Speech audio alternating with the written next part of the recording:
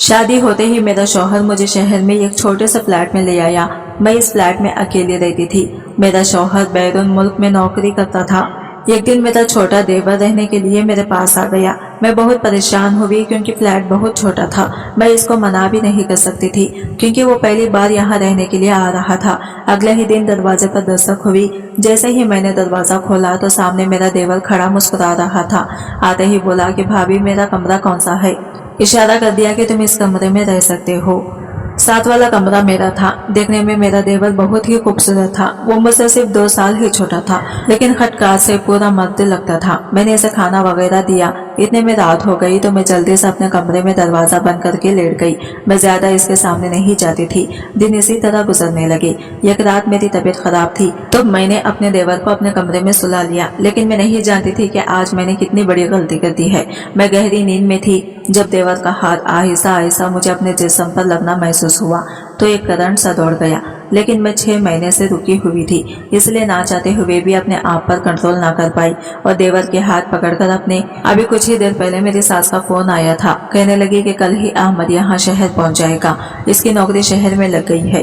ये सुनकर मैं कुछ परेशान हुई थी क्योंकि मैं अकेली एक छोटे से फ्लैट में रहती थी और मेरा शौहर फयाज बैरून मुल्क में नौकरी करने के लिए गया था। मैं शहर में रहना ही नहीं चाहती थी क्योंकि मैं गाँव से आई थी। फयाज की नौकरी पहले शहर में थी। शादी होते ही वो मुझे शहर ले आया, लेकिन फिर इसकी कंपनी वालों ने इसे बैरून मुल्क भेज दिया। मैंने इसे बहुत कहा कि वो मुझे गांव में वापस भेज दे, मैं अपने मैके में रह लूंगी और ससुराल भी गांव में है। लेकिन वो कहने लगा कि नहीं, तुम मेरे फ्लैट में रहोगी। फिर 3 माह से मैं अकेली फ्लैट में रह रही थी। अब तो मेरी आसपास के बहुत से लोग से जान पहचान हो गई थी। दिल भी लग चुका था, लेकिन देवर के आने का सुनकर मैं परेशान थी। अगर मेरा शौहर यहाँ होता तो मुझे फिक्र ना होती, लेकिन देवर का यहाँ मेरे साथ अकेले रहना मुझे कुछ गैर मुनासिब सा लग रहा था। लेकिन मैं अपनी सास को इनकार भी नहीं कर सकती थी। रात को जब फयाज का फोन आया तो मैंने इन्हें अपनी सास की बात बता दी। वो कहने लगी, ये तो अच्छी बात है, वो आ जाएगा तो मुझे भी तुम्हारी फिक्र नहीं रहेगी। मैंने कहा, फयाज, लेकिन मैं कैसे अकेली एक ही घर में इसके साथ रह सकती हूँ। वो मेरी बात सुनकर झट से उखड़ गया। कहने लगा, क्या मतलब है तुम्हारा? वो मेरा भाई है, तुम्हें इससे क्या खतरा हो सकता है? जिस गजबनाक लहजे में इसने मुझे कहा था, मैं आगे से कुछ बोल नहीं पाई थी। शायद इसकी वजह यह थी कि मुझे अहमद शुरू से नापसंद था। फयाज और अहमद दोनों ही मेरे दूर के खाला के बेटे थे। मैं इनको ज्यादा तो नहीं जानती थी, लेकिन जब भी बरादरी में किसी की शादी होती तो सभी इकट्ठे होते थे। फयाज शुरू से ही सुलझे हुए मिजाज के इंसान थे, लेकिन अहमद इतना ही बातूनी और कुछ लोफर किस्म का भी था। लड़कियों से हंस हंस कर बातें करना इसकी आदत थी। जो बातें मैंने इसके बारे में गाँव की लड़कियों से सुन रखी थी, वो इसे नजर भर कर भी देखना पसंद नहीं करती थी। फिर इसके साथ एक ही घर में रहना, नौकरी लग जाने का मतलब तो यही था कि वो कई माह तक यहाँ रहेगा। हो सकता है कि नौकरी पक्की हो जाए तो सालों साल की है, और फयाज तो 6 महीने से पहले आने वाले ना थे। मैं सोचकर परेशान हो रही थी। अगले रोज मैंने इसकी पसंद की बिरयानी बनाई क्योंकि मेरी सास ने खास तरकीब की थी। 7 बजे मेरे घर की बेल बजी। मुझे मालूम था कि आमद ही होगा। मैंने दरवाजा खोला तो सामने मुस्कुराता हुआ मुझे देख रहा था। तकल्लुफ़ से अपना बैग लेकर अंदर आ गया तो कहने लगा कि बस का सफर भी थका के रख दिया है इसने मुझे। 2 दिन तो मैं लंबी टांग कर सोऊंगा। फिर कहने लगा, मेरा कमरा कौन सा है? मेरी इस फ्लैट में बस 2 ही कमरे थे। मैंने दूसरे कमरे की तरफ इशारा कर दिया। इस कमरे में ज्यादा फर्नीचर ना था। ऐसे में मैंने डाइनिंग रूम की तरफ पर सीट किया था। इसने एक नजर कमरे का जायजा लिया। कहने लगा, मैं यहाँ नहीं रह सकता।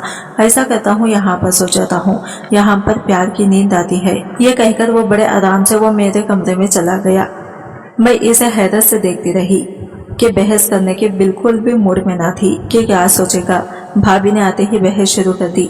वो मुझसे बस 2 साल ही छोटा था, लेकिन देखने में जाहिर है अपने खतकार के बदौलत मुझसे बड़ा ही लगता था। मैंने खाना गर्म किया, तब तक वो नहा धोकर आ गया। बिरयानी देखकर खुश भी हो गया। कहने लगा, बहुत जायका है तुम्हारे हाथ में। तो खैर, पहली दफा ही खा रहा हूँ क्योंकि शादी के फौरन बाद तो तुम शहर आ गई थी। ये कहने के बाद कहने लगा कि तुम्हारे लिए तोहफा लाया हूँ, चलो आओ तुम्हें दिखाता हूँ। बड़ी बेतकल्लुफी से इसने मेरा हाथ पकड़ा और मुझे कमरे में ले गया। मैंने गुस्से से कहा, मेरा हाथ छोड़ो। कहने लगा, पहले तुम्हें तोहफा तो दिखा दूँ। फिर इसने मुझे एक फैंसी सूट दिया। कहने लगा, ये तुम्हारे लिए मैंने लिया। लेकिन जिस किस्म का वो लड़का था, मैंने यही सोचा कि मुझे इससे दूर ही रहना चाहिए। लेकिन मैं नहीं जानती थी कि मैंने अपनी जिंदगी को किस अजाब में मुब्तला कर लिया है। रात को अहमद मेरे कमरे में ही सोया था और मुझे डाइनिंग रूम के सोफे पर सोना पड़ा। मैंने सोचा तो यही था कि अगले रोज इससे कह दूंगी कि मुझे अपने कमरे की आदत है, अगर इसे मुश्किल है तो सोफे लॉन्च में रखकर डाइनिंग रूम को ही बना दे। ना जाने इसने कब तक रहना था। लेकिन सुबह जब मैं उठकर बाहर आई तो वो जा चुका था। लेकिन वो दोपहर को बड़ा गर्ची अर्जी घर में दाखिल हुआ। कहने लगा मेरी नौकरी पक्की हो गई है, कल से ज्वाइन कर लूंगा। ये कहकर बड़े खुश अंदाज से लॉन्च में बैठा था और सामने टेबल पर इसने अपने पांव रख दिए। कहने लगा उफ थक गया हूँ, मुझे एक कप चाय बना दे। मैंने इसे चाय बना कर दी और कहा कि मुझे अपने कमरे की आदत है, इसलिए वो डाइनिंग रूम को अपना कमरा बना ले। लेकिन मैं नहीं जानती थी कि वो मेरी इस बात का इस तरह का जवाब भी दे सकता है। कहने लगा अगर तुम चाहो तो हम एक ही कमरे में एडजस्ट कर सकते हैं। ये सुनकर तो मेरा दिमाग घूम गया था। मैंने गुस्से से इसे देखा तो वो बनने लगा। कहने लगा मजाक कर रहा था। मैं उठकर किचन में जाने लगी तो मुझे कहने लगा वैसे तुम गुस्से में बहुत खूबसूरत लगती हो। मैं जानती थी वो इस किस्म की बातों का आदी है, चाहे सामने वाला इसकी ऐसी बातों से जचे क्यों ना हो रहा हो। वो बाज नहीं आता था। मैं रात का खाना बना रही थी और वो लॉन्च में बैठा टीवी देख रहा था। लेकिन जिस किस्म की वो इंग्लिश फिल्म देख रहा था सारी आवाज मुझे किचन के अंदर सुनाई दे रही थी। इसकी इस बेहूदगी पर मेरा जी चाह रहा था कि इसे खरी खरी सुना दूं। कुछ तमीज नहीं है कि घर में एक भाभी भी मौजूद है। रात का खाना बनाकर ही मैं अपने कमरे में चली गई। कमरे का हशर देखा तो मेरे सर फटने को दिल चाहा। पूरे कमरे में इसके कपड़े बिखरे पड़े थे, कहीं तो जूते कहीं तो मोजे। मैं जितनी नफासत पसंद थी वो इतना ही बेतरतीब किस्म का इंसान था। मैंने इसके सारे कपड़े उठाए और कोने में डाले और इसका बैग बंद किया और लॉन्च में रख दिया। अगले ही रोज इसने कमरे में बेड लाकर रख दिया। अहमद के घर आने से पहले ही खाना बनाकर अपने कमरे में आकर कमरे का दरवाजा लॉक करके बैठ जाती थी कि जब ये खाना खाकर सो जाएगा तब भी कमरे से बाहर जाऊंगी। जितना मेरे इससे कम सामना हो बेहतर है, क्योंकि वो एक नंबर का बदतमीज था। लेकिन मुझे हैरत इस वक्त हुई जब इसने मेरे दरवाजे पर दस्तक देना शुरू कर दी। मैंने दरवाजा खोला तो कहने लगा कि खाना तो टेबल पर लगा दो, मिसबा कब से भूख लगी है और तुम हो कि तुम्हें एहसास ही नहीं है कि कोई भूखा या प्यासा बाहर बैठा है। मैंने कहा सब कुछ तो तैयार है, रहे तुम प्लेट में डाल लो और खा लो, ये तो तुम खुद भी कर सकते हो। मेरी बात सुनकर नफी में सर हिलाते हुए कहने लगा करने को तो बहुत कुछ कर सकता हूँ, लेकिन यह कहकर वो फिर मुस्कुराने लगा। इसके मानी खरीज मुस्कुराहट मुझे जहर लगती थी। फिर मेरे थोड़े करीब होकर कहने लगा मुझे आदत नहीं इन कामों की, इसलिए तुम्हें जहमत तो होगी, लेकिन ये सारे काम तुम्हें करने पड़ेंगे। चलो जाओ जल्दी से खाना लगाओ, मुझे बहुत भूख लग रही है। मैंने इसे गुस्से से देखा था और किचन में चली गई। खाना गर्म किया और टेबल पर लगा दिया। मैं इसके सामने बैठकर खाना खाना नहीं चाहती थी, इसलिए अपनी प्लेट ली और अपने कमरे में जाने लगी। तो वो कहने लगा कि ये क्या बात हुई, यहाँ मेरे सामने बैठकर खाना खाओ, मैं तुम्हें में खा तो नहीं जाऊंगा, वैसे भी मैं मुसलमान हूँ और मुझ पर इंसानी गोश्त हराम है। यह कहकर वो हंसने लगा। कहने लगा भाभी हो तुम मेरी, लेकिन ना मुझसे बात करती हो ना कुछ कहती हो। मैं तो सख्त बोल हो चुका हूँ। मुझे तो लगता है कि फयाज भी इसीलिए बैरून मुल्क भाग गया क्योंकि तुम इसके साथ भी ऐसा रवैया रखती होगी, तभी तो जान छुड़वा कर गया है तुमसे। इसकी इस किस्म की बातों को सुनकर मेरी बर्दाश्त खत्म हुई थी। मैंने कहा तुम अपने काम से काम रखो तो ज्यादा बेहतर है।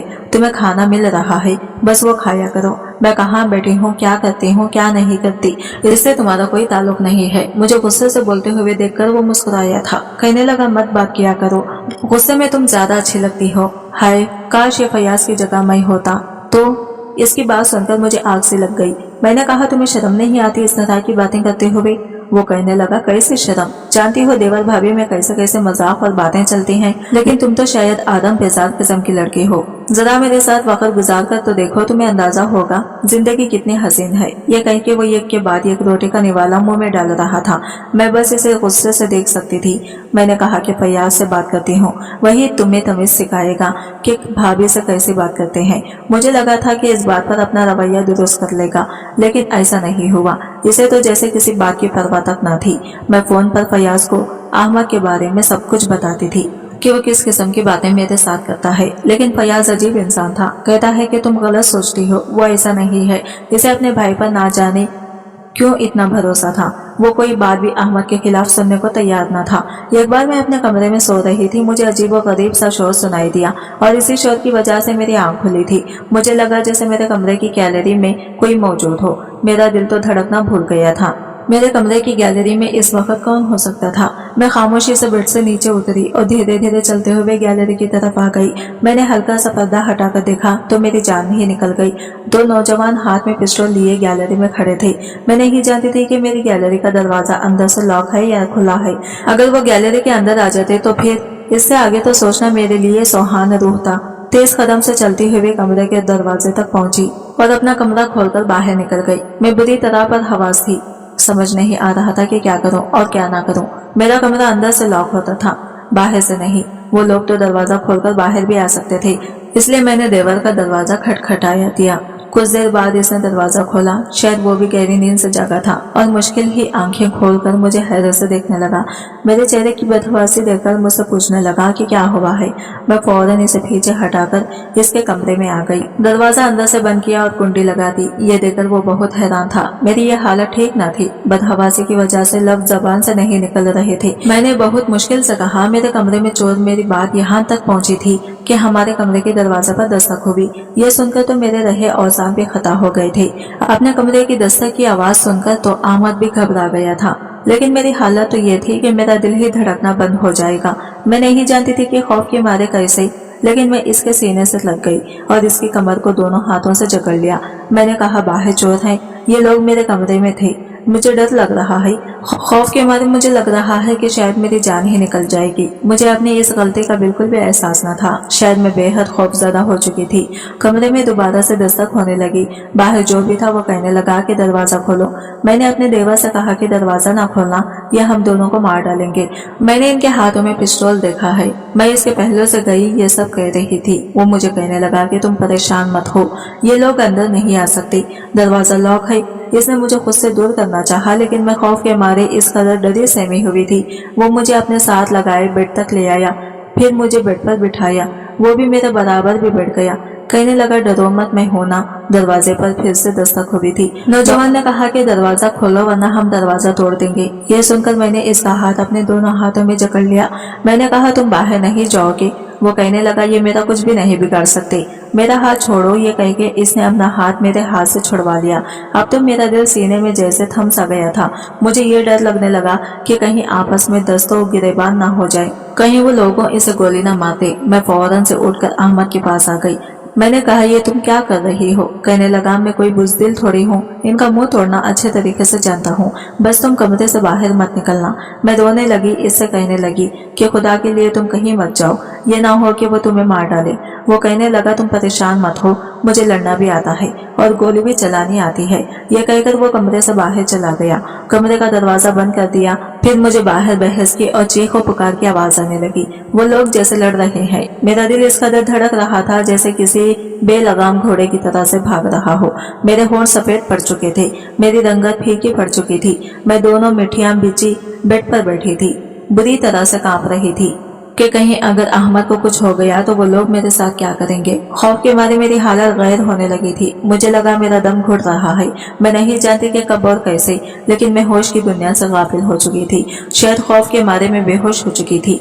मेरी आंख चूड़ियों की चिल्लाने से खुली थी। मैं एकदम ही उठकर बैठी तो देखा कि अहमद के बिस्तर पर लेटी हुई थी। मेरे बाल भी खुले और बिखरे हुए थे, लेकिन मैं अकेली इसके कमरे में थी।